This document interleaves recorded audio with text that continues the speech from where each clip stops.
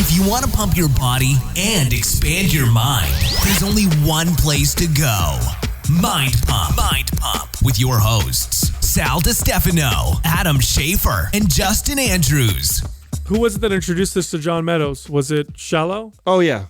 Yeah. The first time, well, not the first time, but one of the first times that we met Shallow, and we were asking him people in the space that maybe we didn't know about that he likes or recommends, and he threw out John Meadows' name out there at that time. And at that point, I didn't know who he was.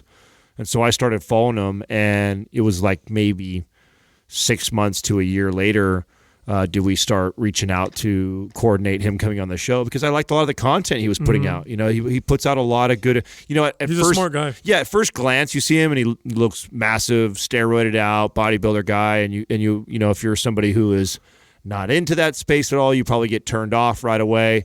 But then the deeper you dive into the information that he's providing, he's a really fucking cool guy, and he's very intelligent, really, really smart. He's got a gnarly physique too. I mean, the guy's just grainy and shredded looking.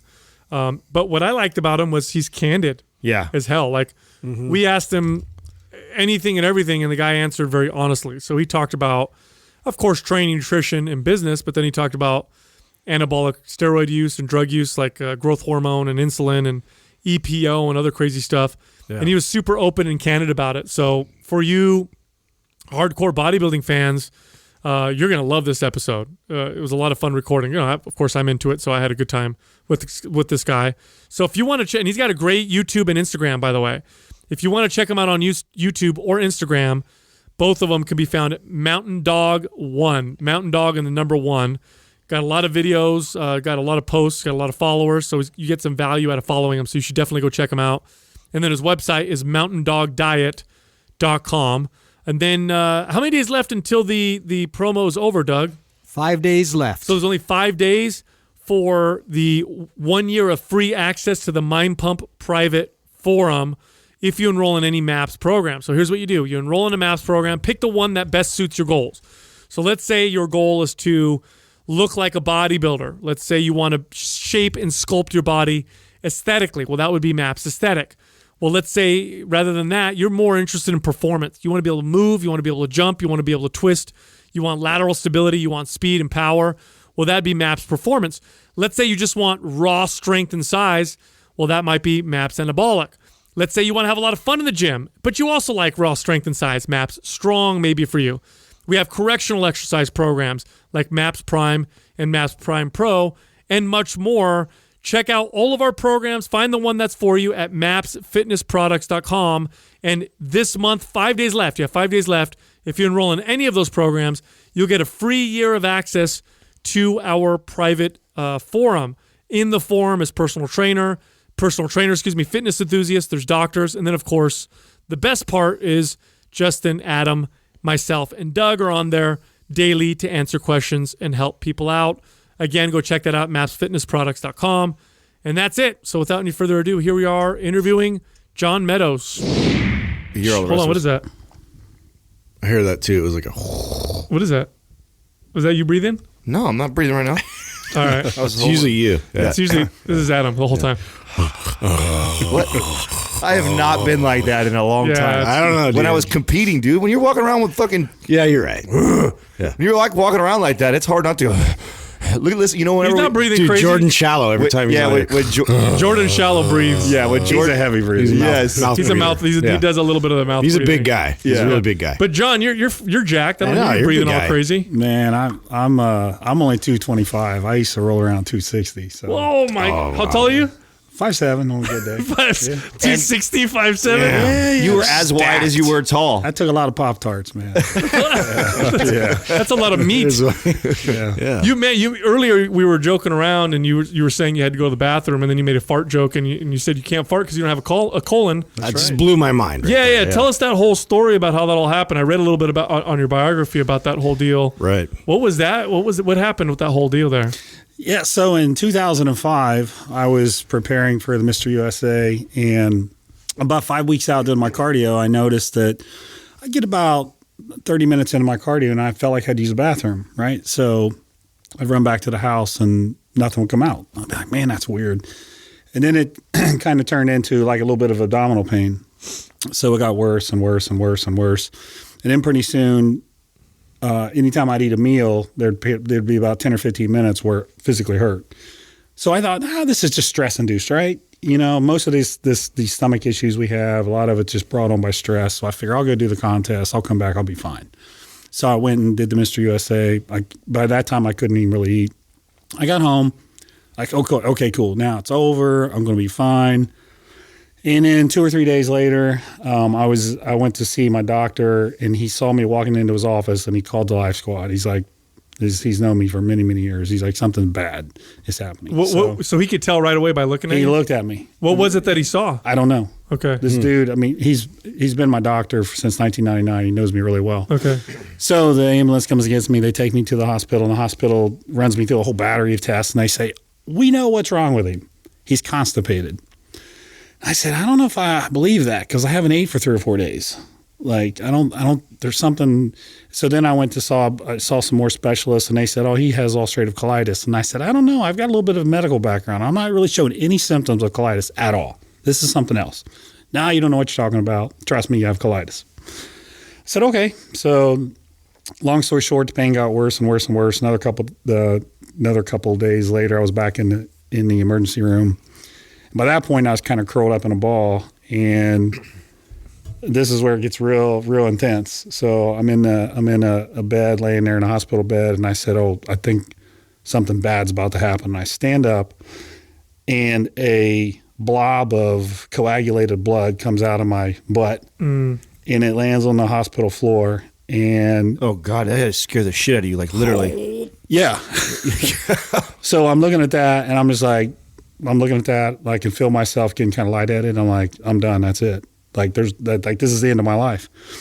And then I see the nurse looks at it, and I just see her eyes, and she takes off running out of the room. I'm like, this is it. I'm in my early 30s. I had a good life, but it's over. So my wife was with me, and I said, you have a notebook with you? So she has a notebook. I said, I'm going to give you some messages to give to my friends. So I start giving her messages like, make sure you tell James I'm going to miss him. So, in my mind, I'm done. Wow. So the doctors come back in, they put me on the bed, and they're running down the hall with me. And the next thing I know, I wake up in ICU. And there's all these pretty nurses in there, and it was the weirdest thing in the world because I woke up and I thought I remembered where I had left off. I'm like, am I alive? And they're like, yeah, you're alive. And I'm like, really? And they're like, yeah, you're alive. And I was so happy because I thought I was going to die, right? So I'm super happy. And the nurse was like, wow, we've never seen somebody so happy in here. And I was like, no, you don't. I was pretty sure I was going to die. And, I had tubes in me, and I had an ileostomy that they did a temporary ileostomy. And so the doctor comes in, he's like, yeah, your colon there was so much blood. Well, I just got rid of the whole thing. And now your ileum's connected to your anus. And I was like, oh, okay. All right. Well, I guess I need to do some reading up and see what all this stuff means. So that was one of the things actually that drove me to really learn about digestion. I'm like, I probably should know this stuff well now. Do you know, now leading up to this, were you not going to the bathroom? Were there any signs besides the pain that there was something going on? Have you ever ate so much fish, you had that oily stuff come out in the bathroom? I had that happening. Okay. But as a bodybuilder, you think, well, that's just the I'm eating a lot of fish. Yeah, right. That's what you think. You think I'm eating a lot of fish. But it turns out it was the colon trying to kind of clean itself and just trying to fix something. And, long story short, I went through a ton of tests, man. They stuck a camera down my throat and my hip. Everything you can think of. So many blood tests. And they couldn't figure out what was wrong, which is kind of scary because when you don't know what's wrong, it's kind of like, well, how do I know it's not going to happen again? Mm-hmm. And so they sent some of the tissue. They sent a tissue to the Mayo Clinic, and Mayo Clinic said, yeah, we've got 9 cases of this on file. So they tell me what it was: idiopathic myointimal hyperplasia of the mesenteric vein. I'm like, that's a lot of big words. I have no clue what that means. Can you tell me what that means? That's basically saying what it is, but they don't know what causes it. Right, idiopathic. So no cause, and which is a scientist's way of saying we don't know. Mm-hmm. Exactly. Yeah, that's it. They're clueless. Long-winded way of saying it. I'm not feeling very good about that, right? And I look up the other cases and I see the symptoms. I'm like, that's it. That's exactly what I had. Like everything that these people went through is what I felt. So the good news was out of the 9 cases, only 2 died, 7 lived. The 2 that died weren't as fortunate to me to be in the hospital when they had an issue, but it was a disease that affects the sigmoid part of your colon specifically.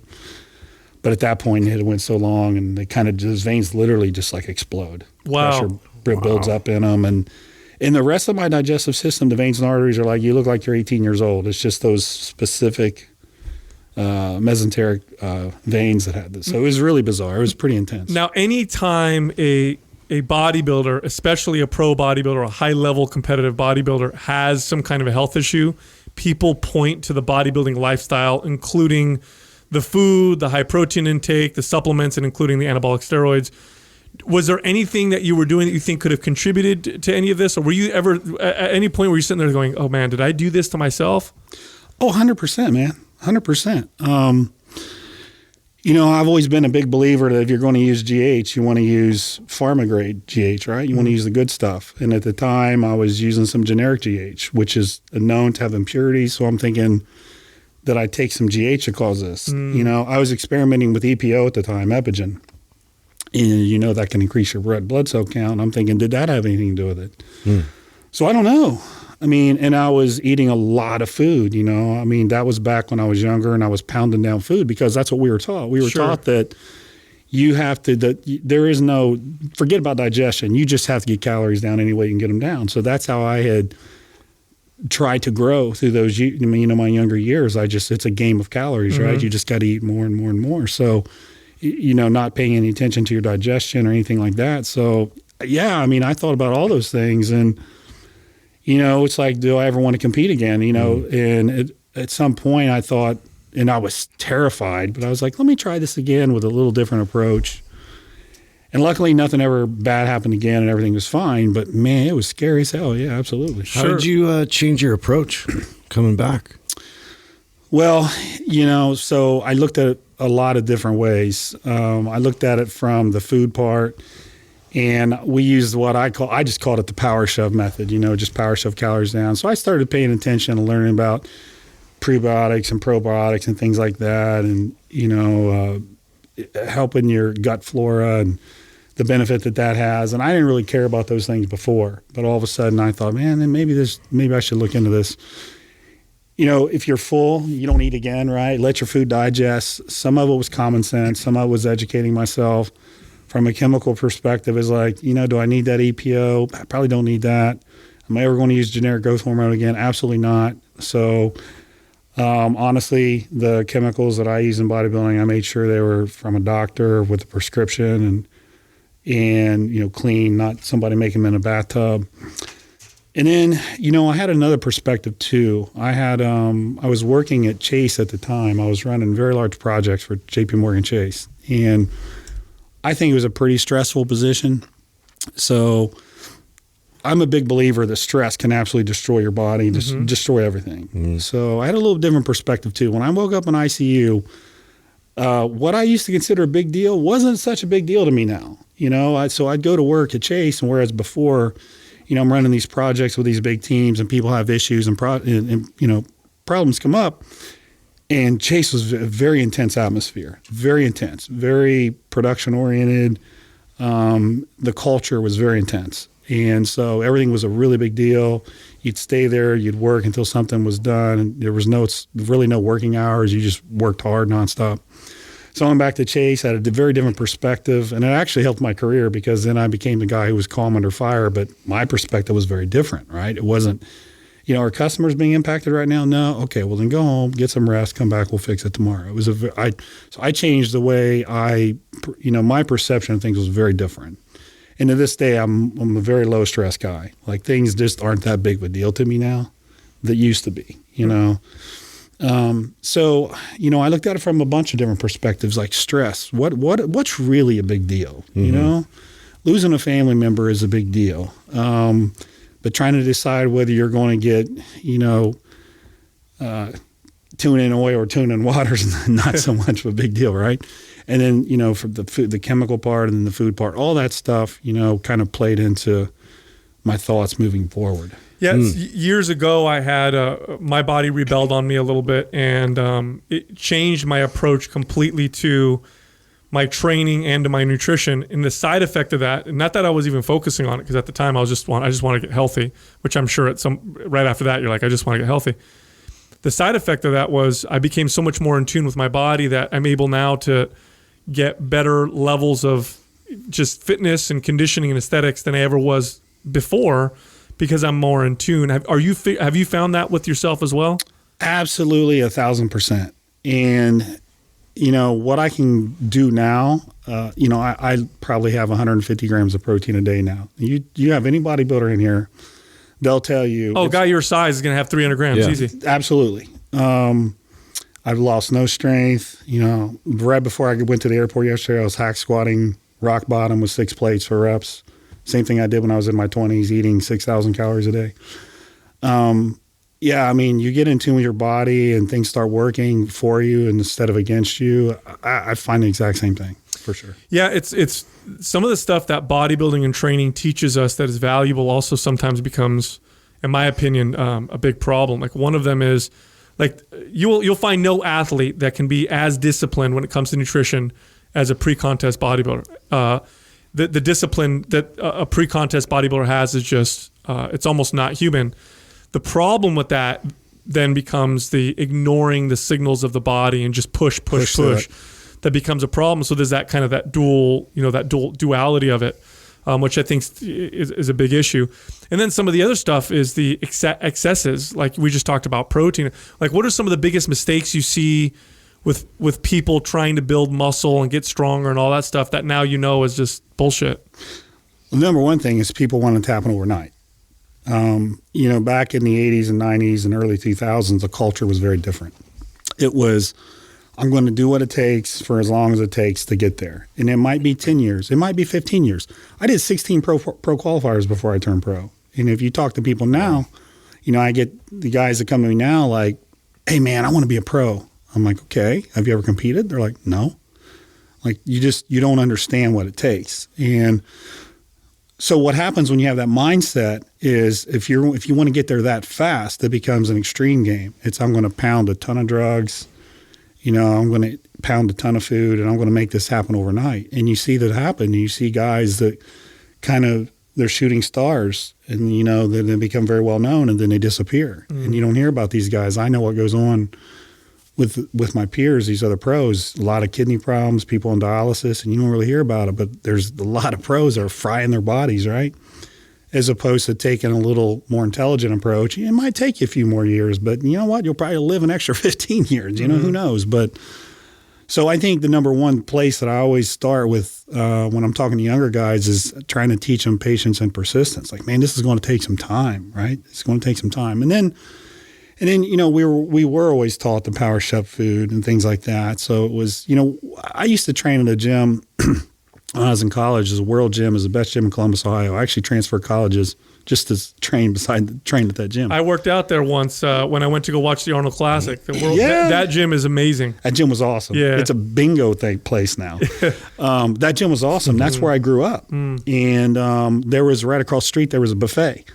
So I would train, I was training with some powerlifters. These guys, so when I was in my early 20s, there was a hardcore group of guys there that lifted. There were bodybuilders and powerlifters. There were people there that would compete in a bodybuilding show and a pourlifting show on the same day, on the same weekend. They were just savages. These dudes were animals. And, I was, 20, 21 years old. And they saw how hard I worked. And these were all these big black guys, right? And they're little white boy Johnny, man, that boy can work, So they liked me. They kind of took me under their wing. So we would train, and then we would walk across the street to the buffet, and it was pile up as many chicken breasts as you can on the plate. So Big Nick would eat 14 chicken breasts. Big Phil would eat 16 chicken breasts. Are these real numbers you just throwing out? No, these are real numbers. At one sitting? These guys are like... How many grams of protein is that, Adam? That's like, it's a lot. It's a lot. That's 500, 600 grams right there in one sitting. These guys were animals, man. They were animals. And I'd be like, oh, there's 4. Can I get 5 down? So we would just eat and eat and eat. And, sometimes okay, let's go to Bob Evans before we train. I'm like, all right. So, we're getting the biscuits and gravy and more and more and more and just pounding down calories, but it was very different. We also trained really, people now, they're so scared of overtraining. And I'm like, if you walk into any gym, the last thing you see is overtraining. You just see people texting. Like, it just cracks me up. Everybody's so scared to overtrain. I'm like, you guys have no idea. First of all, overtraining doesn't happen in one workout. It's a period of time, and people don't even really know what overtraining really is. But the mentality is very different now too. So going back to your original question, people don't be so scared to just work hard. Like if you tell a guy now to take 2 sets to failure, they're like, are you sure, man? You sure my CNS can recover from 2 sets to failure? I'm like, God, gee, many Christmas, guys, come on, man. I mean, what I like about going to the gym, what I've always loved is I actually take a little pride in being able to do things that I don't think other human beings can do. And that may not be pushing the heaviest weight. It may be taking yourself past the level of pain that most people just can't handle. And I always took a lot of pride in that. I could put 900 on a leg press and find a way to do 40 reps with it. Stand up, catch my breath, and, I'd have 400 on a squat rack. We would actually superset leg presses and squats. Because why? Because it's retarded, right? Nobody else can do that. And I had, when I was in my early 20s, I had 30-inch legs that were very good. I mean, they were at the top of the national level even at a young age. And that was because that's what my mentality was. I was smart enough to know that I didn't have the wide clavicles and a narrow hip structure. Like, I'm going to have to put on a lot of hard conditioned, gnarly muscle to ever be competitive as a pro. I knew that from a young age. I knew I wasn't Flex Wheeler. But I looked up to guys like Tom Platz, the guys who really could take their training to another level, man. Like, they would not leave the gym until they knew they had won. And that's kind of the mentality I always had. It was, I'm not leaving this gym until I've, put everything I had into it. And a lot of people would watch my videos and they'd say, you're doing too much. I'd say, okay, that's fine. I'll just keep doing too much, but it's working. You always try to learn, and my approach is a little different now, but I wouldn't for one second take back the way I've trained for many, many years. Don't you think that or what I've seemed to find is that, like you said, you walk in the gym and it's very rare that you see a bunch of, especially in like a 24-hour fitness or a basic gym, there's not a lot of signs of overtraining, especially in the weight room area. But in the competitive bodybuilding world, that's where I would see if something like that would be abused because of the mentality. I think the average population needs one message, and then like the bodybuilding community needs another message. I used to say this about even protein intake. Like most of the clients that I got that was a 40-year-old soccer mom with 3 kids, she was under consuming protein, and so I was always trying to get her to eat more protein. Right. But then when I was talking to my peers in the bodybuilding world, I was like, whoa, dude, that's way over what you need to. So it seems like there's this, there's this conflicting message, because there's one group of people that are probably abusing protein, abusing intensity. And then there's a other group of people that need more intensity in their life and need more protein in their life. I think that's probably what makes it really difficult, is you hear guys like us have a conversation like this and people are going, well, fuck, what is it? Do I need to push harder, or do I need to back off, or do I need to eat more protein or eat less protein? Yeah, right. And I find that that's what's most common. It seems to be that, what we tend to gravitate towards, or whatever group that we fall into, there's extremes in both those, whether that be the lack of intensity or too much of intensity, or the lack of protein or too much protein. Well, I think people don't realize that there's a right dose. You know what I mean? Like, it's not more is better. It's not like money, the more you get, the better. It's there's a right dose, the right amount. So like talking about protein intake, for example, at some point your body becomes so desensitized, you might as well be eating carbs and fats. You're just using it as energy, except that proteins take a little bit more processes to go through the body and can actually be detrimental at the extremely high levels. I know, most people eat high protein diets totally fine. But if you're a bodybuilder and you're consuming 400 and 500 grams, I remember reading articles about like guys, rest in peace, like Nasser El-Sambadi, he would consume 500-600 grams of protein, a day. There's no studies to show what that can do to you long term, and there's also no studies to show that that's even beneficial. Right. It's kind of that right dose. Are you starting to figure that out now about your body? Like, okay, there's a right dose where my body just seems to do the best. I think so. And the other thing is, just because something works for you at one point in time, your own body changes too. Good point. And, very good point. my typical breakfast is 2 eggs and 2 pieces of toast. And people are like, man, that's crazy. That's not enough food. I'm like, I feel great with that breakfast. So, and sometimes I'll be like, oh, I'm going to do it like the old days. I'm going to eat 6 eggs, and I do that, and I feel terrible. It's not saying that 6 eggs is wrong for somebody. It's just where you're at the time. I think, again, to my earlier point, just because something works at one point in your life doesn't mean that's what's going to be right. So to me, this is a constant game of just like, where am I at now? What's going on? And you're just always in this evaluation mode, like all the time, nonstop. Even now, even with the workouts, with diets, with stress, with sleep, I'm a big proponent in sleep. I do a lot of seminars where I talk about sleep and sleep quality and all that stuff. I mean, all these things all together, you realize as you get older, like, you can't ignore. The older you get, when you ignore one of these things, it has a real big snowball effect. Yeah, it's compounding for sure. It compounds, right? So a lot of the things now are very important to me. I didn't used to think about before. I just didn't really care. What do you think are some of the big missing pieces in bodybuilding, bodybuilders, I guess, regimens? Do you think like digestion and sleep or two? Because I know a lot of bodybuilders talk about, you're hearing more and more now talk about definitely digestive health. I know we had Stan Efferding on the show, and he was talking a lot about 5-10 years ago, but there was no talk about how to digest your food properly, taking things like probiotics and food quality. It was only about macros, proteins, fats, carbohydrates, and calories. Do you think that that's still a big missing piece? And what do you think happens when bodybuilders start to figure that out for themselves? What do you think happens to them? Well, Stan is definitely right. Things are much different now. I remember in around 2007, I was on a board. This is kind of where my name kind of started to get out there. It was professionalmuscle.com was the board. And there were a lot of pros on it. It was a great board. And I wrote this. I was sitting at Chase one day, and I'd been learning a lot about things like farmed versus salmon versus wild-caught salmon, and grass-fed beef versus conventionally fed beef. I'd been learning a lot about this. Actually, through a doctor friend of mine, Dr. Serrano, who was teaching me this stuff in the 90s, and then I'd never even heard of that. Like, what's an omega-3 enriched egg? Like, how do you do that?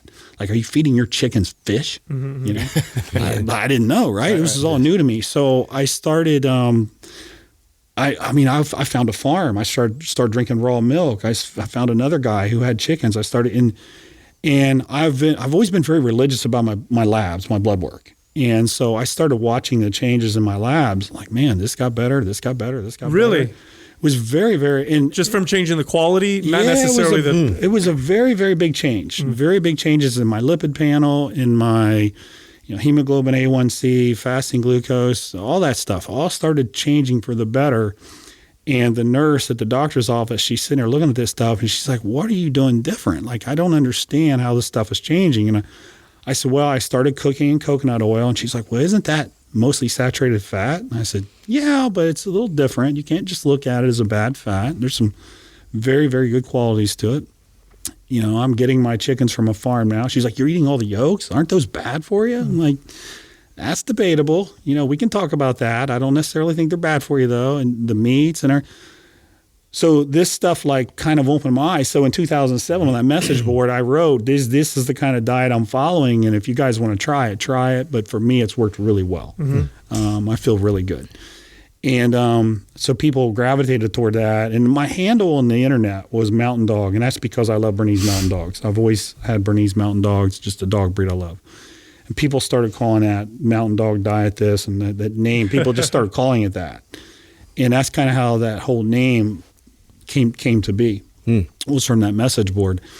So back in 2007, people were like, wow, man, this is different. Like I didn't know that, farm raised tilapia might not be the healthiest fish in the world because nobody was even looking at that stuff. So it kind of started growing from there. And now I think people are much more aware of this stuff. And, but for me, it was I'm one of those guys, I love to learn, but I want to see what it's doing in my body. And those labs were very good indicators, clear indicators that there were some positive changes taking place from those changes. When you do these, because I know you do a lot of seminars, right? We our good friend, Dr. Jordan Shallow, recommended you because you guys did. Are these the things you talk about in your seminar? What are some of the things you cover? I cover everything. I do workshops, 2-3 day workshops where we talk about training, we talk about sleep, we talk about stress, we talk about nutrition. I talk about drugs. I talk about everything. Nothing's off limits. And if it's a topic I don't know something about, I just tell people I'm not educated on that. I'm not going to give you an opinion. I can give you an opinion, but you need to know I'm not educated on it. So I try to cover. And what I do when I go to seminars is like I'm not saying I know everything and I'm right. I just share my experience. Like these are my experiences. Take it for what it's worth. If you think some of this stuff you might want to try it, try it. If you don't, hey, that's cool too. Thanks for coming to my seminar. But I just try to share a lot of the experience I've had. I started competing when I was 13 years old. So I've been, I'm 46 now. So I've been around this for a long time. And I think some of the things I've learned, I think I've learned a lot, but I've made a lot of mistakes along the way, a lot of mistakes. And I think when you've made a lot of mistakes and actually learn from them, then you can build a pretty good base of knowledge to share with people. What made you want to start competing at such a young age? That's most magazines. People really Magazines. I was into pro wrestling, right? Remember the Road Warriors? Oh yeah, yeah. Oh, dude, Road Warrior Hawk and Road Warrior Animal. Man, I wanted to be Road Warrior Hawk. He was awesome. And there was the guys back then. You guys remember Tony Atlas? Yeah. Junkyard Dog. So you guys got to check out my Instagram. So I'm doing some Ultimate Warrior chair shots. I'm hitting people in the back. I just hit Mike Rashid a couple weeks ago. You guys know Mike, right? Do you know guys? You know Juji Mufu? Yeah. Juji came and saw me, and I blasted him with a chair. So, anyways, I love professional wrestling, and there was Ivan Putski, there was all kinds of big guys back then, right? And so I always went. My grandmother took me to the store, and I would go to the magazine rack, and I would get the pro wrestling magazines. I would just sit down. I would sit there and read them while she shopped. And one day I saw Muscle and Fitness, so I pulled it down, I looked at it, and boom, just like that. I was like, it was Lee Haney, and I was like, I want to look like that. I wasn't getting picked on. I wasn't trying to impress girls. There was just something about the look of the muscle that I really. So what happened was I saved up and I bought one of those magazines and I took it to school with me. And I'm showing everybody in class and I'm thinking they're all going to get excited. They're going to be like, oh, that's awesome. And every person to the T said, that's gross. I don't want to look like that. Every single person. And I was like, now I want to do it even more because I don't care what you think. Right? So I, from a very young age, I wanted to be a pro bodybuilder. And I watched ESPN they had the Mr. Olympia on TV that year's the 1985 Mr. Olympia in Brussels, Belgium. Is that the one they drug tested? Was that the first one? No, that came later. That was later on. That came later. But it was when Lee Haney won, and of course that's when Gaspar he just won the nationals, and he was in his early 20s. He got third place, and then you had Albert Beckles, who nobody really knew how old he was, but they suspected he was around 55 at the time. He got second place. So a lot of great bodybuilders in that era. And I watched that over and over. And I can tell you the top 10 placings right off the top of my head from that show. And then also 1986 when they had it in Columbus, actually. And that was when Tom Platz brought the audience to this fevered pitch where they were all standing and screaming. But anyways, so right then, boom, I wanted to do this. I competed at 13 years old. I was 119 pounds. And I just loved it, man. And I was in a lot of sports. And I really wanted to be a pro football player. And then I realized I don't have the talent to go to the next level in that sport. I was also in track, wasn't talented enough in track to go to the next level, but bodybuilding was something where I thought, you know what, if I work really hard at this, I might be able to do okay. And it seemed like a sport where I could overcome some genetic flaws and possibly be successful. I still wasn't sure, but I knew I loved the way it made me feel. I knew I loved to work hard. By the time I left high school, I was squatting 500 pounds. Damn. And at the time, I was natural. I'd never taken a drug before. I'd never seen a drug before. But I was working hard. I mean, football practice, we'd run the mile. I'd win the mile on the team. And then we'd go into this weight room, and I would out-squat everybody too. And it was just that pushing myself and that muscle, it was like a disease. I caught it, and I could never get rid of it again. When did you start using anabolics? Because you said you were natural throughout high school, squatting 500 pounds, which is insane. At what age did you start using anabolics, and how fast did you see your body change after that? Yeah, so it was in my early 20s, and I was in college. I was very anti-anabolic. I was one of those guys that said if you take a shot of testosterone, you're going to die from a heart attack in a week. And I started to educate myself. You guys remember the Anabolic Reference Guide and all those things? Oh, man, are you kidding me? Yeah. Absolutely. Those were I started reading those things, and I thought, man, maybe this stuff isn't as bad as I thought it was. Because you had a lot of the fear stuff going on, too, like Lyle Alzado. Yes, and exactly. Death in the Locker Room. Remember that book, Death in the Locker Room? Yeah. I think Goldman wrote that book? I think so. But it was, so I was in that camp. I was the guy. I was like, well, I'm natural. I'm natural. I was all proud of being natural. And then I started reading. I was like, maybe this stuff isn't as bad as I thought. So my weightlifting partner, his dad was a veterinarian, right?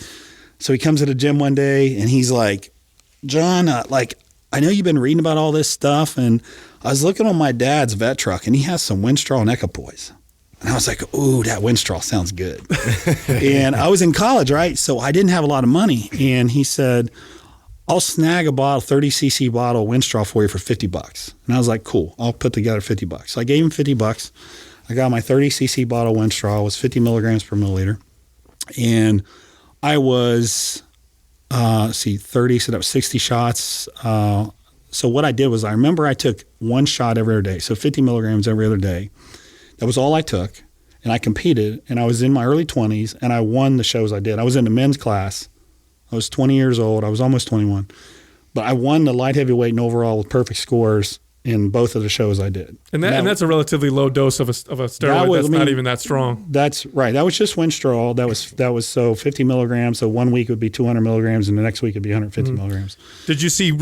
Now, were you a hyper responder? Because I know some Absolutely, people. man. Okay. See, some guys, and we should talk about that, because I know guys that'll take a gram of stuff and will gain like 5 pounds. Yeah. And I know other guys that'll just look at a bottle of something and then they'll gain 15 pounds of muscle. Yeah, I'm very fortunate. Just to be completely candid with you guys, I always responded very well to lower doses. The first time I took testosterone, I saved up some money and I bought 6 ready jack. Remember the old Salsonon ampules from Mexico? Oh gosh, the ones that came in the 18 gauge needles. We called them harpoons, cannons, or cannons. Yeah. So I bought 6 of those. And I took one shot every 10 days. So that was 250 milligrams every 10 days. Now, a normal HRT dose for guys now is usually like, 150, 200 milligrams a week. I took 250 every 10 days and I blew up. I was like, this is amazing. Like my coach, I didn't tell him. He's like, are you doing anything? I'm like, well, I don't know, man. I mean, yeah, no. I mean, he's like, well, are you injecting any steroids? I'm like, yeah. He's like, but then you are. I go, okay. I thought maybe the dose was so low I could technically say I'm not really. But so I did. I took 6 ampules of Salsonon, man, and just like, bam. Now, what do you think that is? Do you think it's like androgen receptor density in the body? Could do you be, think it's because it's really weird? I have this theory that especially someone like you, I think part of it, there's a genetic component that some people are just hyper responders, but then I also think that you laid a very solid foundation before you did that. And so the body's just primed. Yeah, it's just ready for that. And where I see the mistake I see a lot of kids do now is, like you said earlier, you alluded to, is just they want the results so fast. It's like they're just starting to get in the gym and like already we're taking 500 milligrams of testosterone. It's like, whoa, dude, why don't you lay a foundation, learn the principles and the big rocks in this whole journey of getting huge before you start throwing the chemicals on there. So sometimes I wonder if it was just the path you took, that it sounds like you laid a very solid foundation first, and then you start. I mean, when you talk about the Kai Greens, the Ronnie Colemans, like a lot of these guys, I mean, they went on pro fucking natural, and then they pulled on that, and then look what happens, right? So yeah, and resistance training has been shown in studies, if you do it consistently for a long period of time, to increase androgen receptor density. So you are in essence priming your body to hyper respond. You know, whatever your limit is, whatever your genetic limit is, you're priming it to reach that upper limit with how it responds to anabolic hormones, and then you take them, and then you get this crazy. Because I literally know people. I mean, I've been in the fitness industry for over 20 years professionally, and I knew guys that would take insane amounts of gear, and you wouldn't even be able to tell if you looked at them on the street. And I knew other guys that would, the original Mr. Olympia competitors like Larry Scott. Mm-hmm. Those guys were taking 5 and 10 milligram tablets of D-ball a day, which is like, that's nothing. It's like a Tic Tac, right? Every single day. And you obviously look at pictures of Larry Scott, and the guy looked absolutely incredible. So it's really crazy to me that, how that happens. So you responded just gangbusters right out the gates. I did. But, and I had built a really good foundation, man. I was training like an animal. And there's all kinds of theories, more satellite cells. Schoenfeld talks a lot about that too, with gear and all that. But I do think that foundation part is critical, man. I really do. The reason why I feel this way too is my own experience. So I was the dumb kid who took it early and too much of it, trying to be big. I started training around 16, 17, probably around 17 years old when I got real serious around 18, 19. Became a trainer by the time I was 20 years old. Trained for a couple of years consistently as a personal trainer. And at that time, I was always the skinny kid trying to build muscle. I was convinced that the thing that separated me from the guys that cover the magazines was steroids. That must be what it is. Like I've never gotten my body down to 3 or 4% body fat. I've never looked like this. I've struggled to put muscle on. I train hard. I thought I ate well. But the truth was, I really didn't. I had a very small understanding of programming. I had a very small understanding of nutrition, yet I thought I did. And I went the anabolic route, and I took a fuck ton. And I actually didn't see hardly any results. I didn't see shit, really. In fact, it just made me leaner. I got lean and strong. Like I was strong in the gym. All of a sudden, I was lifting more weights, but I didn't get the results I wanted. I didn't put on 10 pounds or 30 pounds of muscle like I was chasing it for. And I tried it 2 or 3 times and had a terrible experience and just was very frustrated with it. Now, fast forward 10 years later of education and training and laying a foundation, and then I started to piece this together.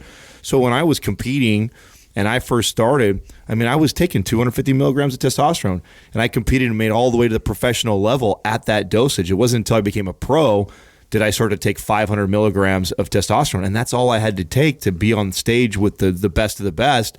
And it was like, really the answer wasn't the drugs. It was, I didn't really understand nutrition. I didn't really understand programming. I didn't have a solid foundation when I was 21 years old yet.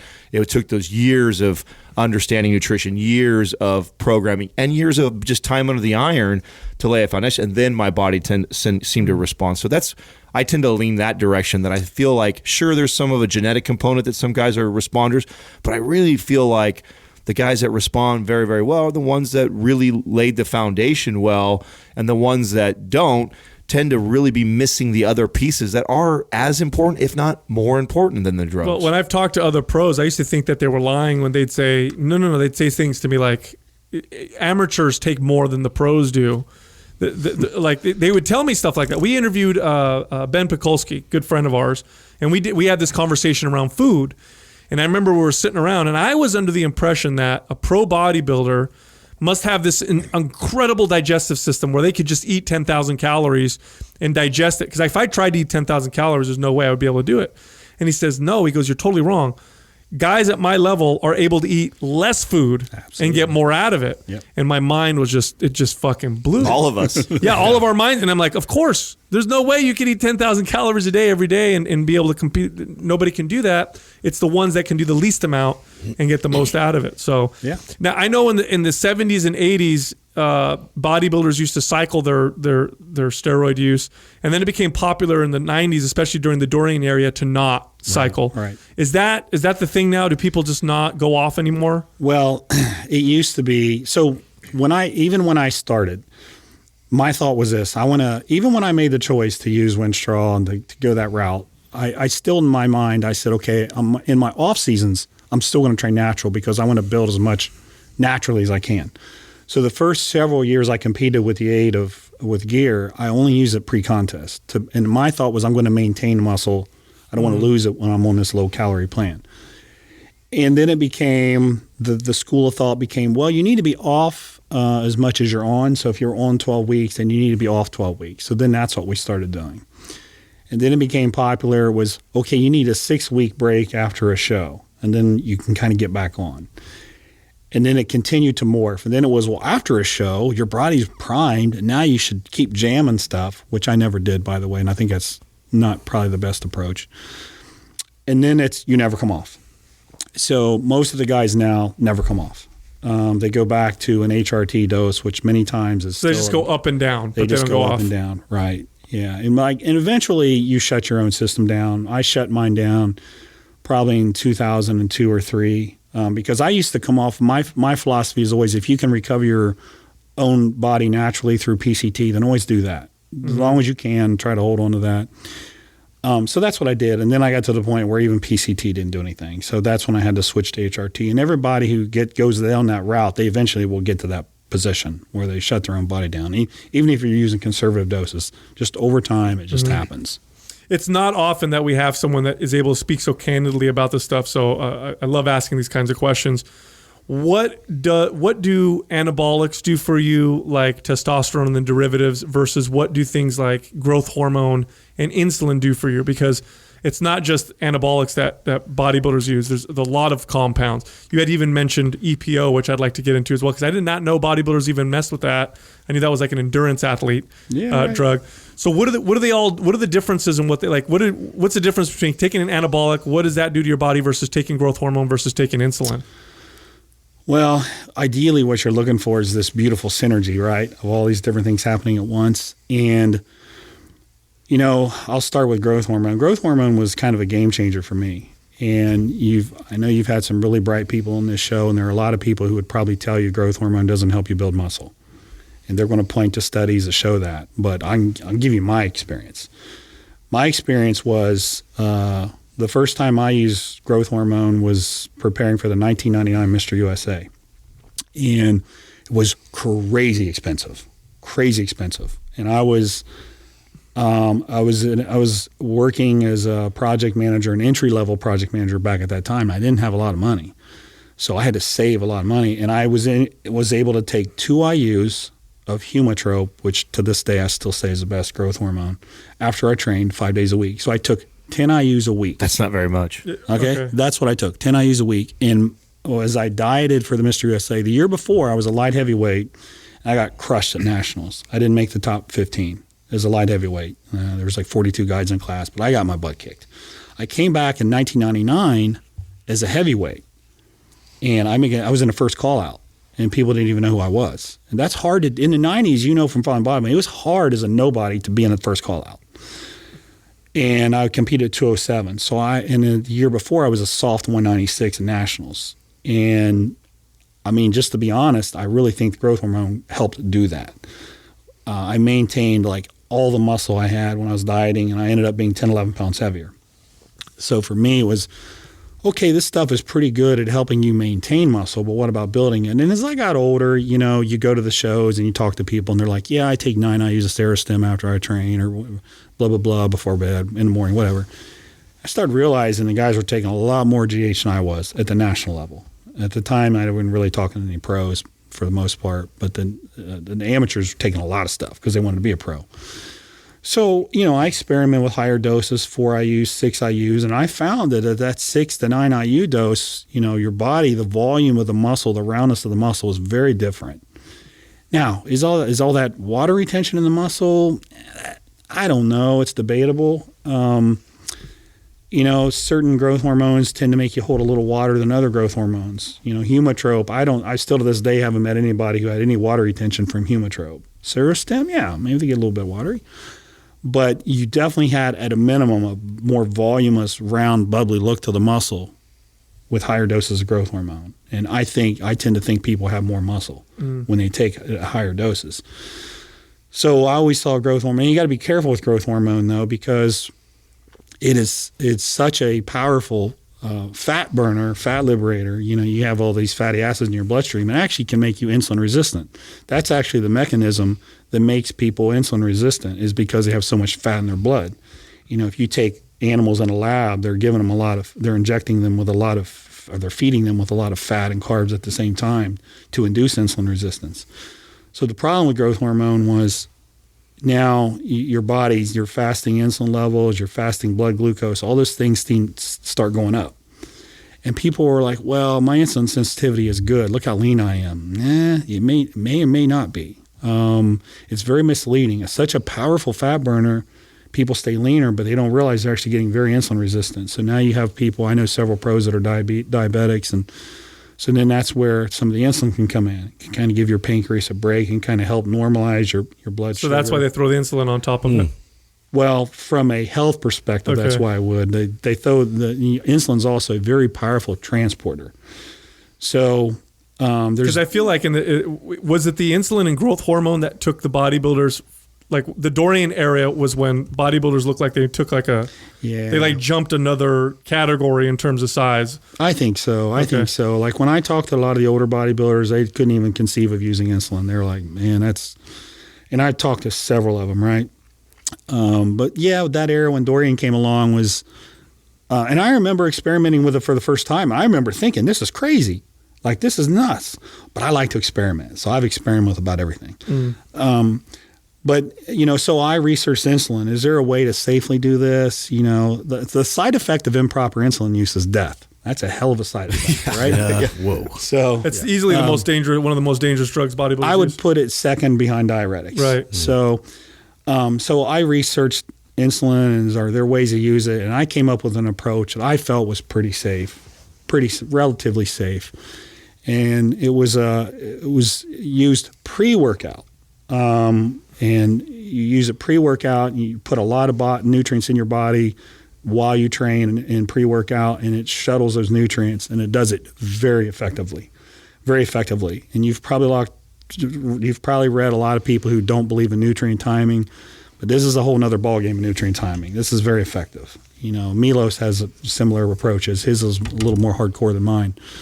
But, so I started doing things like playing around with Humalog, something that would be in and out of your body, because I still don't think having high insulin levels throughout the day is a good thing. I still think at the end of the day, if you look at all the degenerative diseases that are out there, insulin resistance and high fasting insulin levels are kind of at the root of all of those. But I thought, hey, Humalog, this stuff's in and out pretty quickly. So you can put it in before you train, shuttle all those nutrients, and then pretty soon after that, it's out of your body. You're cool, right? I had tremendous success with that, with people. So I always thought that time around training was kind of a special time. There's a lot of cool things happening. I didn't necessarily understand them all, but I could tell that structuring your nutrition and chemicals around training, there was something to that. That it would kind of turbocharge everything you did. So, and insulin was tremendous for recovery too, and growth hormone. But, insulin is it protects against muscle protein breakdown. And when you're talking about gaining muscle, you have to be, in this net protein balance has to be positive. You have to have more synthesis than breakdown. And if you can limit breakdown, it puts you in a much easier position to recover. So it manages cortisol. Insulin manages cortisol, which has a direct translation to managing muscle protein breakdown. So that whole equation for gaining muscle becomes easier. Since you're not as broken down, we'll call it, you notice recovery is totally different. Sometimes people train, you might need 3 or 4 days, 5 days, 6 days even before you can train again. With a protocol that emphasizes nutrition on training, people don't get sore. This is one of the things I've worked really hard on the last 7-8 years is getting people to understand that you don't even technically even have to get sore to grow fast. And so those things all kind of can contribute to the bigger bodies you see on stage now. And there's different levels of this. Some people, I always liked 5 to 8 IUs of Humalog before you train. Some guys do 20 before, 20 after, 20 before they go to bed. So there's different levels to this. How hard you go, how much risk are you willing to tolerate? What do you want to do? But those things definitely took bodybuilding to another level. I still think at the end of the day, the good old anabolics. I tell people, like, if you can't grow off a little GH and testosterone, forget it. Like, those are very powerful hormones, man. Yeah. And I see these guys like, well, I'm taking DECA, EQ, Tren, Masteron, and Test in off season. I'm just like, what are you going to do pre-contest? You didn't leave yourself anywhere to go. You just played all your cards. So, my approach with people was always in the off season, some GH, some tests. That's really all you need. And then that cool stuff, the Masteron, that kind of fun stuff, save that for pre-contest, man. And it can change the cosmetic look of the muscle. And that's when you get this. People always ask me, how do you have such a dense look to your muscle? And I think part of that's training for sure.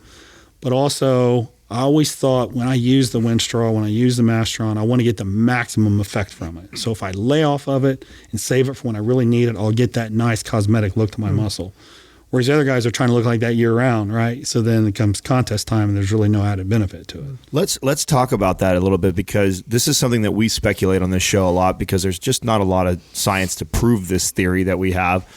I think a lot of that dense muscle look or that granite look comes from the way you train, and you kind of glazed over it. I noticed that when I began really strength training, a lot of 5x5 type of training, heavy lifting, deadlifting, squatting really heavy, it began to change the look of my body. Before that, I was, I chased the hypertrophy thing all the time, and I had this kind of bubbly muscle look, and I felt that when I was all aired up in the gym, I looked great, but as soon as I walked out, I would deflate, and then I looked like half the person I was before. And it wasn't until I really started to run a strength protocol and did I notice that I put on this dense muscle. Now, maybe when I was training in that 5x5 type of protocol, I didn't get as aired up inside the gym, but I seemed to look harder and look like I had more muscle throughout the day no matter what. What do you think about that? Well, I agree 1,000%. I trained at Westside Barbell in the mid-'90s too. So I was training with Louis Simmons and the best powerlifters in the world, doing Chuck Vogelpohl. Chuck Vogelpohl to this day is still probably the hardest. I've never seen anybody train as hard as him, ever in my life. And so I was surrounded by powerlifters, and we were doing a lot of very heavy stuff. And I enjoyed that. I thought it was great. I got my squat up to 785 when I was 22, 23 years old. And I didn't have the kind of equipment that they have today. And I loved it, man. But that foundation was always there for me too. And, like my favorite exercises were always incline bench presses and squats. And I love deadlifts. I actually like rack deadlifts. Damn, we're like this. Those are my three right there. Incline press, deadlift. Those movements changed my body more than anything else. Exactly, man. They're phenomenal exercises. And I know the cool thing now is to say you got to find exercises to fit your body, but I think people are too quick to dismiss those, right? The good stuff. I think they work very well. When I was at Westside, Mike Francois was the other bodybuilder who was there. We were the only two bodybuilders ever that were really there. Oh, Mike Francois. I was a big fan of him back in the day. Yeah, he was a big deadlifter. Mike was a phenomenal deadlifter. He would change his pin height every week. One week he would pull from and sometimes he would even do it during the workout. Pull from a certain height, change the height of the pins, keep deadlifting, and he was strong. He had those crazy erector spinae muscles up the middle of his back. His erector spinae were insane. And Mike, when he turned pro, it was before he turned pro, Mike was known for having kind of a long torso with a shallow back, and boy, did he change that. He went to a phenomenal back. I went to the Arnold Classic that he won when he beat Flex Wheeler, and I was a big Flex Wheeler fan. And I'll be honest with you, I had a little bit of jealousy with Mike. We're from the same town, and he was, he could obviously clobber me. So I was a little bit jealous of him. So I wasn't necessarily a big fan of his. I was a huge fan of Flex Wheeler, though. Well, those two came out. It was clearly between those two, and Mike destroyed him in every pose. And I'm sitting there like, oh, that's okay. Flex will get him in this pose. So, okay, Flex will get him from the back. They turn over. No. No, Mike lit him up. And I got to know Mike, and Mike is one of the most humble, phenomenal guys. You guys probably know about his background. He's from Iowa. He actually played football for Iowa State, I think it was. Mike was in the seminary to become a priest till he met Shannon. I got to be friends with Mike, and Mike was a phenomenal guy, man. He's one of the best guys I've literally ever met in the industry. He still has a training business there in Columbus. But Mike took his body, and through the power movements, the 5x5 type of stuff, Mike just transformed his body. And it was very impressive. And that stuff always worked very well for me, too. I thought it was excellent. I still incorporate. I got to be a little more careful now because, now if I get out of if my execution of the exercise even messes up a little, I can get hurt. Right. I'm a little more fragile now. It's definitely a higher risk reward there. It's definitely a higher risk. And as you get older, you got to be wary of that. Right. I can't put a heavy barbell on my back and squat now, but you know what I can do? I can squat with a spider bar, which is a safety squat bar that's got a camber on it. Mm-hmm. I can do things like that. So I try to find ways that are a little more intelligent at my age but to still keep that stuff in there. I was, yesterday I'm shooting with one of the young guys that we have that's working with us now, and he's 21, 22 years old, just smart as a whip. I mean, kid's got 30 national certifications, and he's got a CSCS and a kinesiology degree, but not a lot of experience under the iron just because he's young and probably not trained a lot of people. And he's debating me about deadlifting. I saw this, man. I was cracking up. He's debating me about deadlifting being the best movement for your back, and I'm telling him it's hands down the single best exercise that somebody can incorporate into their lifts is the conventional deadlift. Like that, nothing's going to grow your back more than that. And he was just going back and forth with me, and I feel like this is kind of a new message. And I was teasing him that because I Ben Pekulski, MI40 Gym, the hypertrophy coach. These guys talk a lot about isolation training a lot, and there's a lot of value to that, and they reference that as nothing activates the lats more than this, and so there's this culture now that's kind of grown around those theories, and I feel like this younger generation tends to because and the reason why I think I felt so passionate about it and was arguing with them is because I was that guy too. I fell in that camp of doing the lat pull down and all these isolation movements, and I really neglected those core movements. And it wasn't until later in my career did I revisit the incline bench, the deadlift, the squat, and really start to make that staple movements, and I just fucking blew up. And so that was the start of it, and I know that's just my experience, but then I started to apply that into my programming to all my clients and saw the same thing too. So what do you think about that? Do you notice that there's kind of this culture around the isolation stuff and finding cool movements to target areas? Yeah, I mean, so a couple things. I want to talk about the deadlifts first. Yeah. If you do a rack pull and you can't feel it in your lats, you're not doing it right. I understand what they're saying about shortening a muscle and all that. That's cool. But if you do a rack pull, let's say from mid-shin, you should lock your lats in, and you should be generating the tension through your lats. You shouldn't be driving your feet through the floor like you're a powerlifter trying to get the bar from point A to point B. You can take those basic movements, and you can generate a hell of a lot of tension from them. And the other thing I would say is once you got that muscle locked in, like let's say on a rack pull with your lats, when you're pulling with them, when you're lifting at a higher percentage of your 1 rep max, you by default get more activation. I mean, the heavier weight. That was my argument. It was like when you compare deadlifting 600 pounds to a guy seated row for 200-something pounds, it's just bottom line. You're going to get so much more carryover there. You get a lot of carryover. And, Fred Hatfield was a brilliant guy, scientist, Dr. Squat. And he used to talk about this optimum percent of your 1 rep max. And he used to talk about this at 70. For him, like this perfect was 78% of your 1 rep max. But he also talked about where you get the most muscle activation. And he was saying if you get up to around 85 to 90% of your 1 rep max, you'll activate every high threshold motor unit. You get everything activated. So if you can learn how to use the right muscle with the movement, and then you put the weight on top of it, I can do a 30-pound dumbbell row and make it squeeze and burn, but I'm telling you, my lats will not grow from that. I don't care how good it feels and how isolated my lat feels. There's a minimum level of compression that you need in the muscle with a heavy weight. And some exercises just don't lend themselves to that. And when you can really, like I always felt like a slide incline barbell press, I just felt was phenomenal for my upper pecs and my shoulders. And and you think of that as a compound movement, and it is, but it's putting a lot of stress right where you want it. And I would tell you that as much as I love a fly, I really, in my heart, believe that an incline barbell press on a slide incline will probably build my pecs more than a dumbbell fly would. That's just my opinion. I could be wrong. I learned that lesson as a kid trying to get my arms to grow. Finally, some guys talked to me in the gym, big dudes, and they were talking to me about doing weighted pull-ups, and I started doing weighted pull-ups for my back, and the side effect of that was my arms grew. You got bigger. And I started, oh shit, why are my biceps growing? Oh, it's because I'm doing these heavy weighted pull-ups.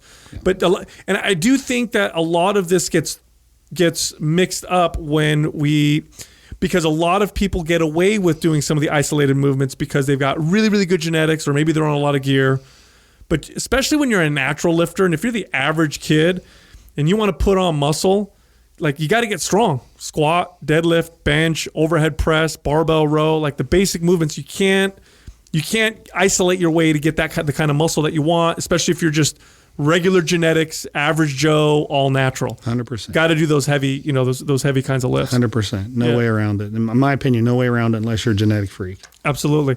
Let's talk about your Mountain Dog diet. You had glazed over that a little bit, and I read a little bit about it and your emphasis on certain types of fats and whatnot. Can we get into that a little bit? Yeah, I mean, I am. And now, is this an official diet that you put out, or not really? Okay, it's just kind of philosophies, but. It's just it's just a way of, we always had this, the way we looked at dieting was always you are what you eat. And I just kind of took it to the next step, which was you are what you eat has eaten. And, if you look at, just like beef, for example, the natural diet of cows, for example, grass, you get all kinds of good stuff from grass, multiple digestive chambers they have. They have a real good ability to convert that stuff into good stuff for them, as opposed to eating a bunch of corn that produces all kinds of problems. And then they got the issues have to be corrected with antibiotics and all this stuff. And all those antibiotics and that stuff gets trapped in fat cells and it gets in the fat of the animal. Then we eat it and it actually gets in our fat cells. But I wanted to experiment with eating kind of a more, we'll call it, I guess, natural diet. Then you look at salmon, the salmon that's farmed is like this weird grayish color. And they actually have this thing called a samo wheel where they pick a collar to inject the dye with to make it look good. You get like farm-raised tilapia that sits out there. And this is, maybe things are a little different now. Maybe there's some advancements where this isn't happening as bad. But when I was really digging into this stuff, it was like, man, I don't know if I want to eat farm-raised tilapia anymore. They're sitting around, they're feeding them, these pellets that are kind of nasty, they're whatever. But so I just tried to, in the scope of this diet or way of eating, I'll call it, I just tried to think about the source of the food and where it came from and what it had been through. And in eggs, for example, one thing I did notice before anyone ever told me this was I noticed that when I got eggs from my farmer friend, the yolks were always super orange, particularly in the summer. Mm-hmm. And I was like, why are the yolks I get from the grocery store so pale and they literally just disintegrate when you hit the skillet? Whereas the eggs I get from my farmer are super orange and they're real firm. So then I started learning about the beta carotenes and the different quality of eggs that are apparent when a chicken has the ability to roam free and peck and eat insects and things like that, particularly in the summer. So I was like, man, this egg seems like it would be better for you than this other egg. And so it's just little things like that. And all those together kind of just made the eating style what it was. So I would get grass-fed beef. I would eat salmon a couple times a week, wild salmon. It's pretty expensive, but I'd still try to get it a couple times a week. The eggs I ate, I always tried to make sure they were from a farmer. At a minimum, if they weren't, at least try to get them omega-3 enhanced. We talk about food quality all the time on our show, but I think sometimes we have an audience, a very strong audience of bodybuilder types who they don't care about the health stuff. They really don't. They just want to build muscle, burn body fat. I don't give a shit. And I think that's why sometimes this message is lost on them and why you get the wellness side of fitness will listen to this, but the muscle building fat loss side, they don't give a shit. They're like, if it doesn't make me more buff, doesn't. Yeah. So I'm going to ask you. You're a bodybuilder. You work with other people interested. Do they see differences in performance? And because my argument's always been, if you're healthier, you're going to build more muscle and you're going to burn more body fat easier. Do the people you work with notice a difference when they change the food quality? I know you said you did with your blood panels. Are you getting any feedback from people you're working with on that as well? I think so. I think they do better. And it's pretty wild when I work with some of these pros and they're like, they see I lay out a diet for them and they're like, John, this is 300 calories less than what I'm used to eating, but now I'm growing again. And I think it has to have something to do with the food quality, their ability to use the nutrients better. And there is more nutrients, more fat soluble vitamins. Maybe there's more vitamin E. Maybe there's, there is a difference in nutrients as well. But digestion, utilization, all that stuff, you can, to your point earlier in the show, you can do more with less. And that translates into other things too. I think that they feel better. They can use a little less chemicals. They get away with less chemicals and they feel better. I've worked with a number of pros. There's one guy who's super popular now that I started working with him when he was an amateur. And all I did was change his food sources and cut his drug stack in half from his previous coach. He blew up. He won his pro card. Now he's now he's a very successful pro. Is this a trend right now? Because the trend in bodybuilding for so long has been more is better, more is better, more is better. And you're like the third person now I've talked to who said, no, let's cut the drugs and let's improve food quality. Is there trends starting to reverse?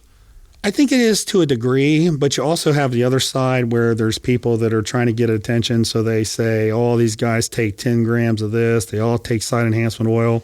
So they're kind of trying to appeal to the shock factor. Then you have all these other kids coming into the sport. They're like, yeah, he tells the truth. I'm like, actually, he doesn't know what pros are doing. He's just saying this so you guys will follow him.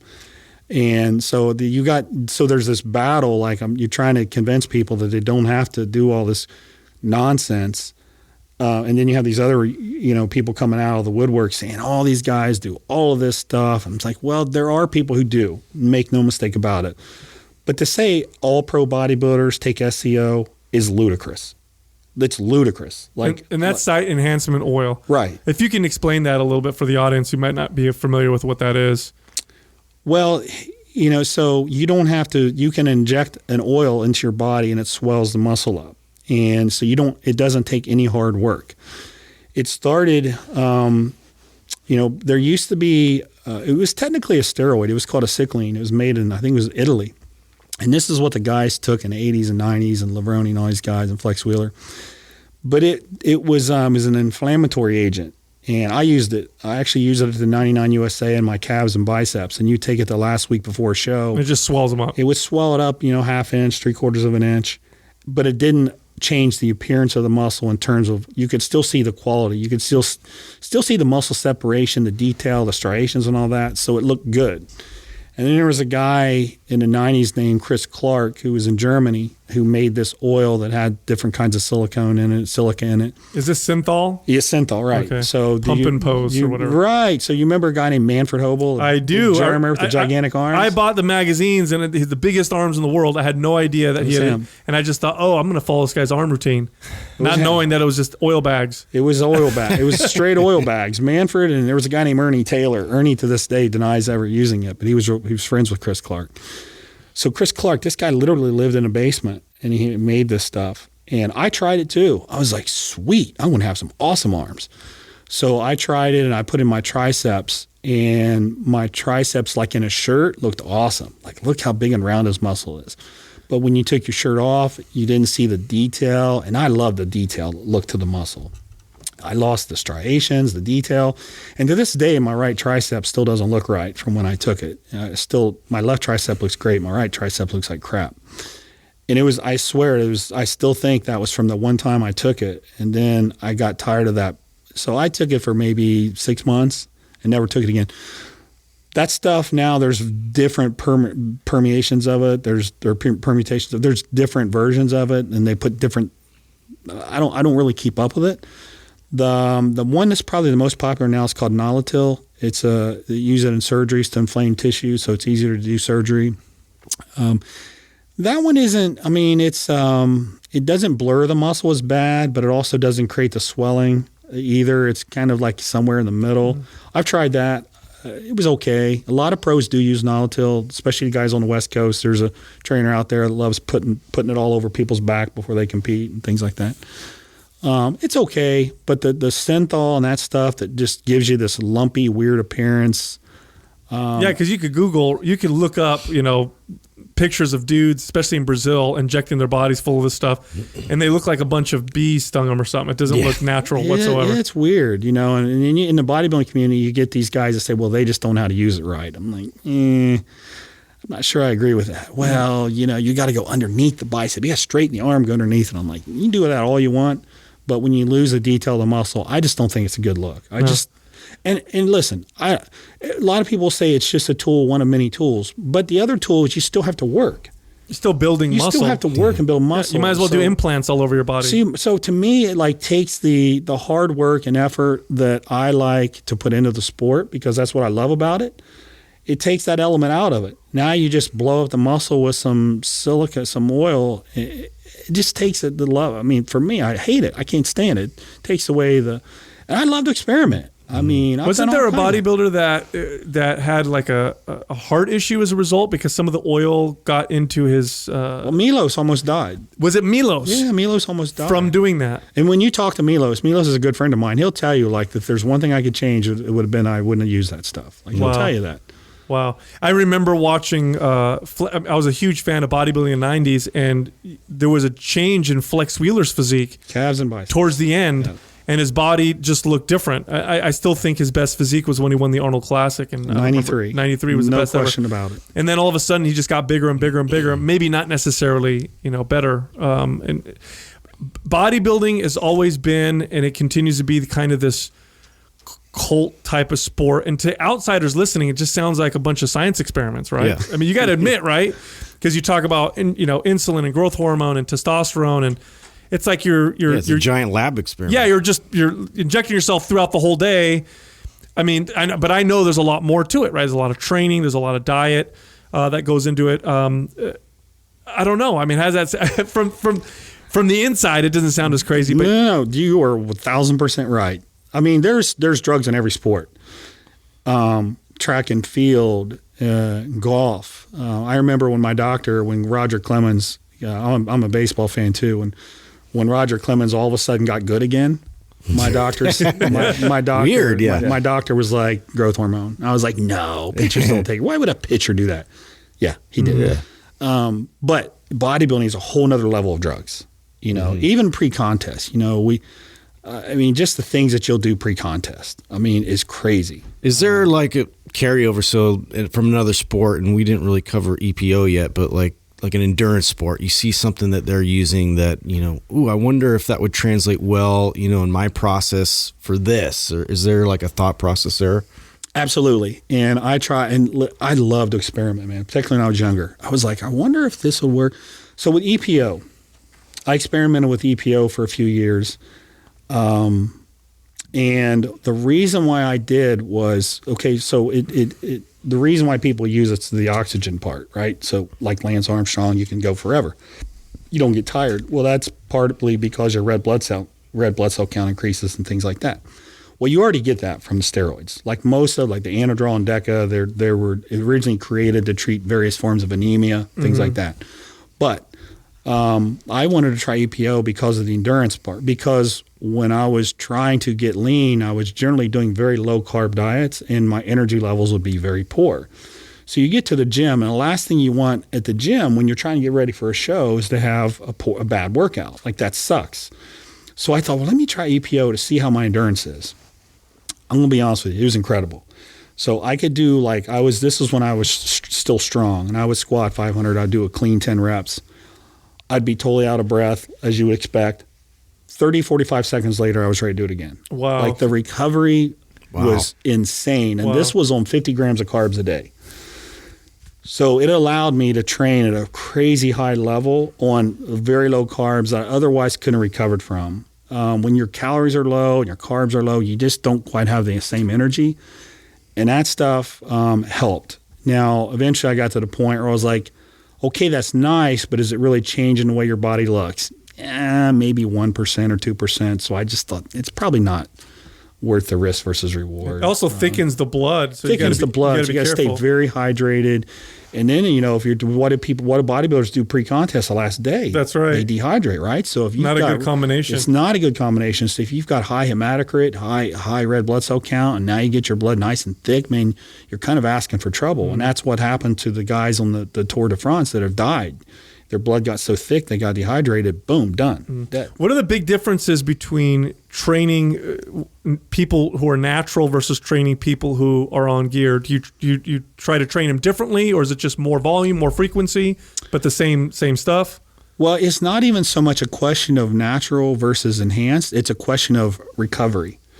I've worked with a lot of people who are natural who didn't recover well. I've worked with people who are natural who actually recovered awesome. Like you would think they were taking stuff, but they weren't. Same thing applies to the geared up people. The people on gear, some of them all of a sudden can recover very quickly, And then some can't. You know, I was one of those guys that it took me a week before I could do my legs again. My recovery was pretty bad. So you have to look at it from you don't even consider drugs in the mix. First of all, how does the person recover? Because that's going to dictate how they train. You want them to be able to stimulate the muscle every 3, 4, 5 days. And that's going to dictate their frequency. So if somebody can't recover and I put them on a high frequency program, what's going to happen? Nothing good, right? Or what if I take somebody who recovers really, really well and I only have them train their muscle group once a week? That's probably not optimal either. That has nothing to do with gear or no gear. It's just their recovery. Now, the reality is the gear will help that. Right. So it's going to help them. It'll help them recover. So if somebody normally took 5 days to train a muscle again, now they might be able to do it in 3 days. So I try to look at it from that perspective. Certainly when you have people that are using gear, their protein synthesis is ramped through the roof. So they can typically do more for them what they would be able to do. You know, you mentioned earlier, like, you know, some guys that are just taking tons of stuff and you can't tell they lift. Well, you know, for those guys that you can't all of a sudden just assume since they're taking a bunch of stuff, you can hammer them with volume. That's true. Right? So I look at the number one thing is how are they recovering? Okay, if they're not recovering well, why is it? Is it their nutrition? Is it their nutrient timing? Is it their lack of sleep? Is it a stressful lifestyle? You know, does the dude have 4 girlfriends and he's stressed out from trying to keep them all happy?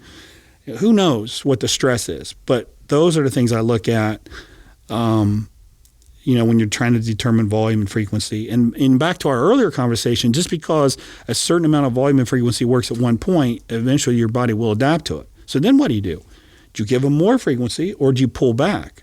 Do you pull their volume down? You know, what do? What are the changes that you make? And see, this is what in the coaching part of this is what makes a good coach a great coach. It's looking at what's working, and then when it doesn't work anymore, then what do? And that applies not only to training, it's your diet too. What do? You know, do you just keep pushing calories down? Well, how low is too low? What happens when someone's down? What happens when you have a lady down to 700, 800 calories? Then what do? What happens when you have a guy down? You know, then what do? So you still have to look at eventually their body's going to adapt. If it never adapted, then we could all just do the same thing over and over forever and it would work. And this is what I see with a lot of the younger coaches now in our sport. They say just do the same stuff over and over. And I'm like, yeah, I mean, I don't disagree that it's going to work for a while, but at some point you're not going to be able to increase your bench press 10 pounds every week. At some point you're going to have to do something else. You got to learn how to think. And so that's what, you know, when you ask your question about natural versus non-natural, I tend to look at that more of recovery, you know, and start there. I see this a lot in coaching people too. Real common, I get somebody who wants to either do like a bikini competition or get into men's physique, and then they want to already pick a show. And the first thing that I always want them to do is to assess their eating and training and then kind of show me where they're at right now so I have an idea of their baseline. And probably the most common thing I see, and I know it's always tough for them to hear, and a lot of times many of them don't listen to me and they go off and go hire someone else or do something, is I don't think they have built their metabolism up to in a healthy place to even go into a prep.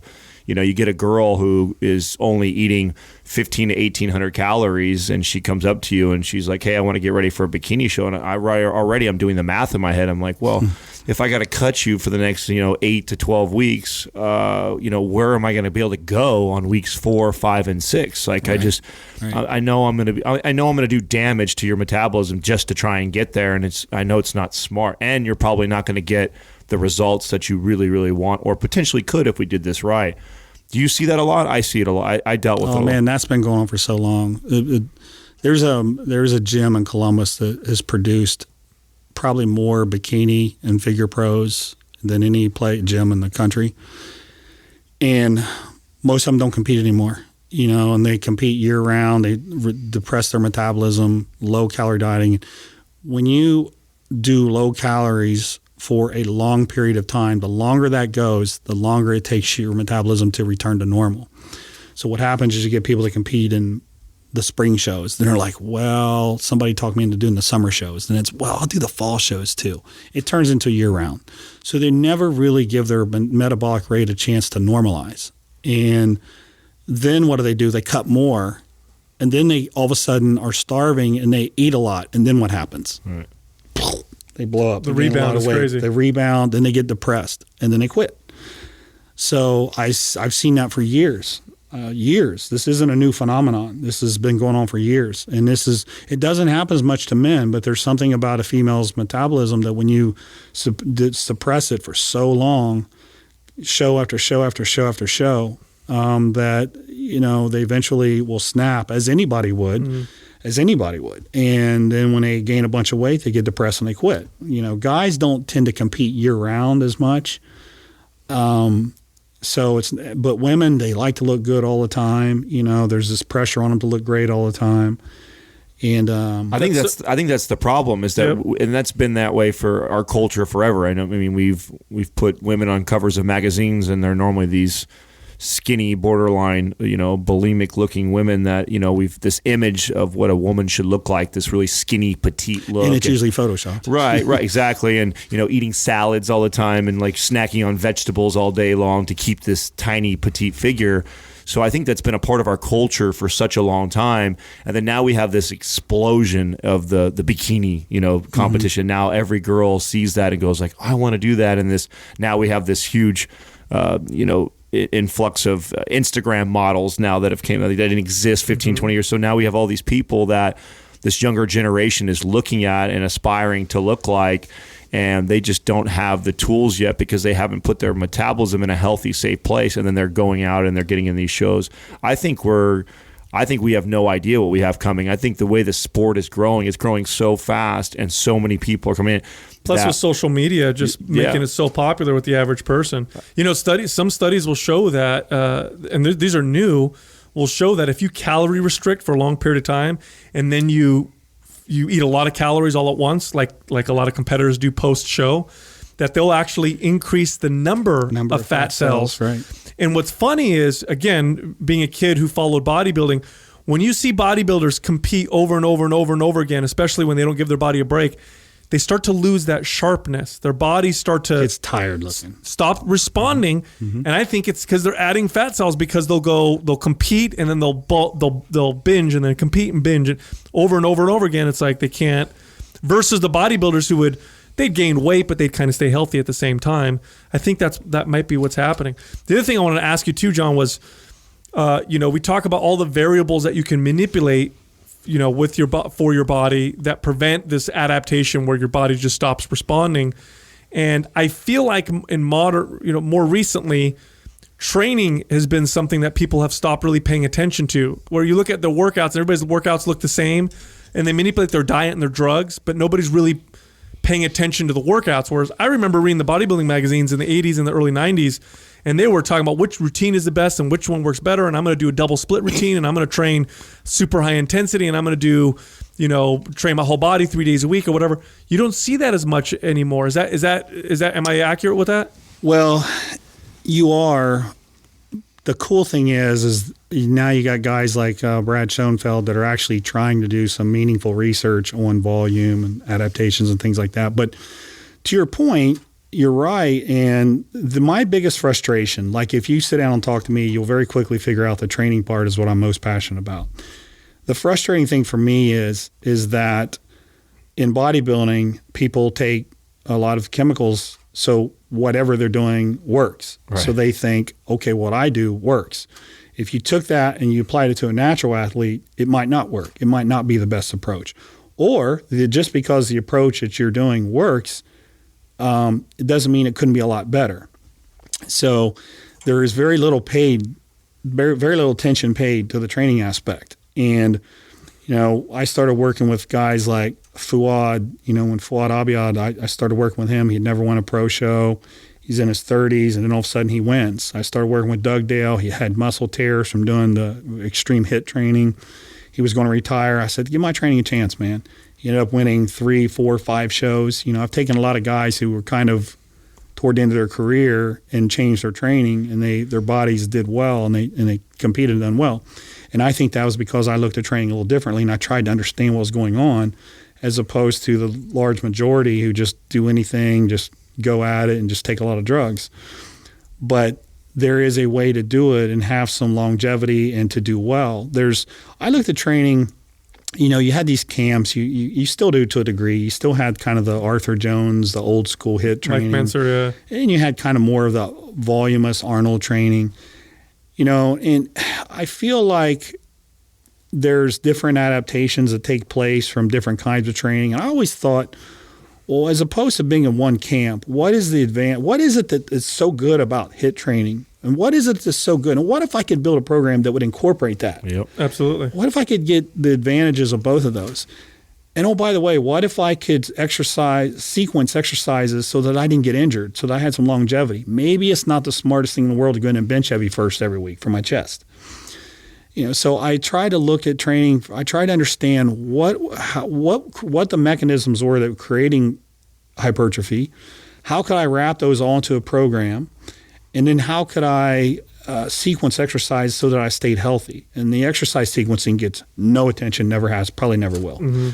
But I would tell you, you guys know this intuitively. Would you ever have someone walk into a gym and start doing heavy lunges or hack squats first? You probably wouldn't, right? No. Because that's not the right spot in a workout to do that. So intuitively, that there's a sequence that's going to. So I'm like obsessed by these sequences.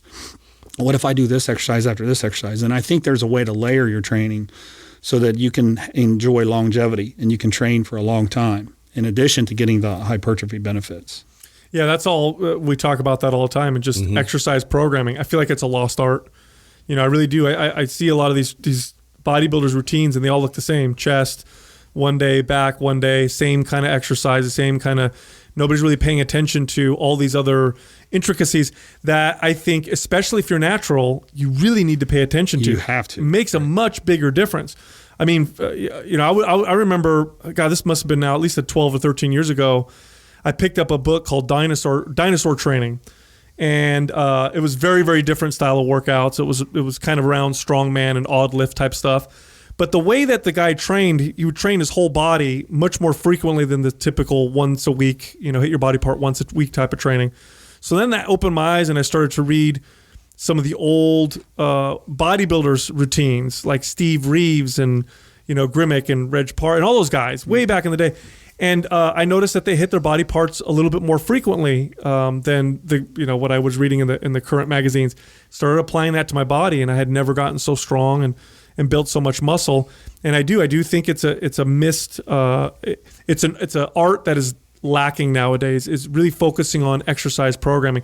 And it's ironically probably one of the most important parts of your program is how you do your workout. Yeah, and like to your example with naturals, protein synthesis isn't going to be jacked through the roof like it would with an enhanced. And it's not going to stay elevated It's forever. not going to stay elevated, so you need to hit the body part more frequently. Now, they may not have the best recovery capability, so you can't take as many sets to failure. Maybe you can't do quite as much volume. So absolutely, those things should all be thought about. Excellent.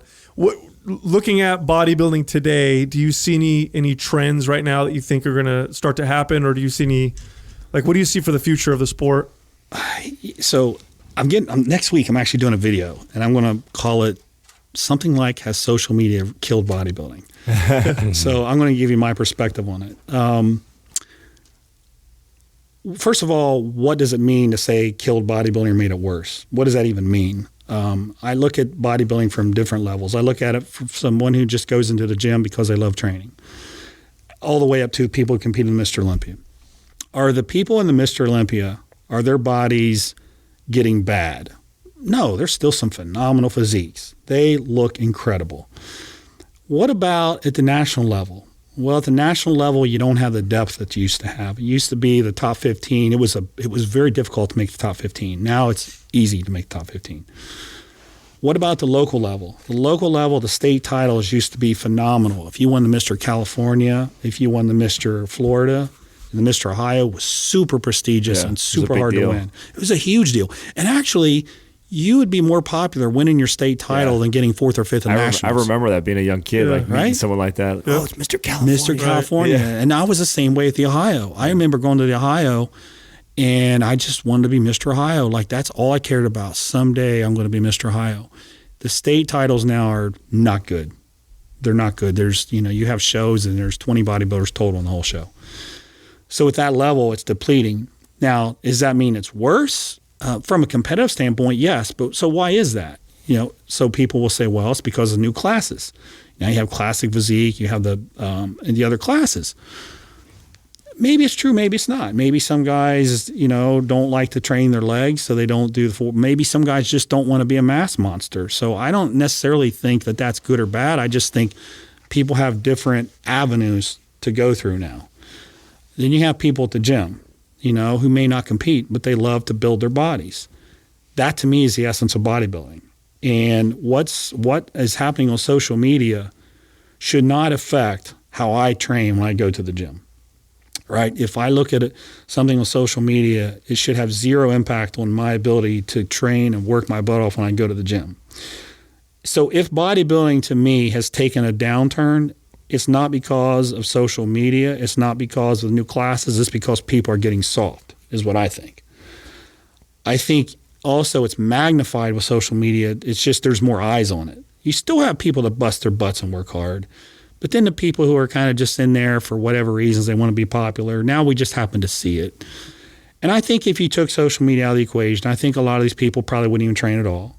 I think they probably would quit because they're not truly passionate about it. But it all comes down to, it's like in business, as a business owner. It's all about ownership. And training is the same way, man. I can't sit here and complain about, well, this guy on YouTube, he's a retard. He doesn't know what he's done. Who cares, man? How does that affect me when I go to the gym? I'm going to go in there and I'm going to work as hard as I can. So for me, social media has done nothing to ruin bodybuilding. It's what's in your heart. It's what you put into it. If social media is ruining bodybuilding for you, then you're probably in it for the wrong reason. If it's getting ruined for you personally. And to me, all this stuff is very personal. So, is a sport taking some downturns? Yeah, probably. I think the physiques of the 90s looked the best, but you also had some genetic freaks too. How many Flex Wheelers and Kevin Lebronis are there? Yeah. I mean, these guys are genetic freaks. You just don't see you got a Rolly. Rolly's a freak, right? But, so I don't know. I think there's probably some bad stuff that's happened, but there's also a lot of good things. You've got a lot of information out there. Look at the information you guys are putting out there. Was that kind of information out there 20 years ago? No. Absolutely not. It was very hard to find. Really good, honest fitness information. Most of it was put out by supplement companies to get you to buy more bars or protein powders or whatever. I think social media is giving a lot of people who train different routes and avenues to make a living. In the past, you'd have to compete really to get that notoriety. Nowadays, if you look good and you post good pictures on Instagram and you're pretty fit, you can get a huge following, and now you can build your business. And, Adam talks about all the time that the transition when he was competing, where he noticed that the longest lines were no longer for the Mr. Olympia. They were for that's right. The dude on, Instagram has got the most followers, so. Yeah. That's true. I noticed that a while back too. And rather than been with most of the guys in my generation, they just complain. I hear a lot of people banging on millennials, but I'm going to tell you, man, I bang on the guys in my generation. You guys are lazy. These are the same guys. In my generation, nobody would work a job in bodybuilding. All that I grew up hearing was you can't have a job and be a successful bodybuilder, which is stupid. Yes, you can have a job. I worked in a corporate world. I worked hard jobs. I did a lot of stuff. You guys are just lazy. And, so my attitude was a little different. When I saw Instagram and YouTube, I thought, well, shit, this is a great opportunity for me. I can't compete forever. I'm deep in my 40s now. So maybe I can't win the Mr. Olympia, but maybe now there's an avenue that I can continue to build my business and notoriety.